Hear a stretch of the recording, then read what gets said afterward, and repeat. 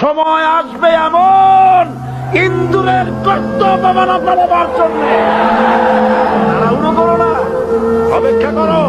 দেশ যারা চালায় এই লোকগুলি যদি ভালো হয়, গোটা দেশ ভালো হয়। আর সমস্ত মানুষটা যদি, রাষ্ট্র যিনি পরিচালনা করেন, এই লোকগুলি যদি খারাপ হয়, গোটা দেশ খারাপ হতে বাধ্য।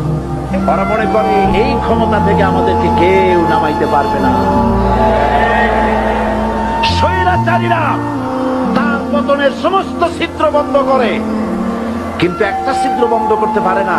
মনের ভুলে সে ছিদ্রটা থেকেই যায়, যেই ছিদ্র দিয়ে আসলে তার পতনটা হবে। ক্ষমতায় গিয়ে মনে করে চিরকাল ক্ষমতায় থাকবো। ক্ষমতায় যারা থাকে, ক্ষমতার মোহে চতুর্দিকে অন্ধকার দেখে, মনে করে আমার পতন আর হবে না। সুতরাং এই উপরে তোমার চাকা উপরে এখন আছে বলে, তোমার দলের চাকা উপরে আছে বলে যারা মানুষের উপরে জুলুম করছো, আলেমদেরকে ধরতেছো, মুসল্লিদেরকে ধরে ধরে জেলে ঢুকাচ্ছ, সময় আসবে এমন ইন্দুরের কষ্ট পাবানা পাবার জন্য। তাড়াহুড়ো করো না, অপেক্ষা করো, ধৈর্য ধরো, মার খাও, জেলে যাও, শহীদ হও, আল্লাহর রাজ কায়েম হবেই হবে।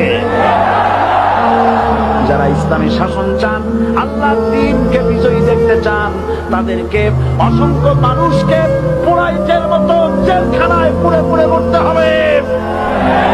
অসংখ্য মানুষকে ফাঁসির কাস্তে ঝুলতে হবে, গায়ে রক্ত দিতে হবে, শহীদ হতে হবে। তারপরে ইসলামের ইমারতটা কায়েম হয়ে যাবে।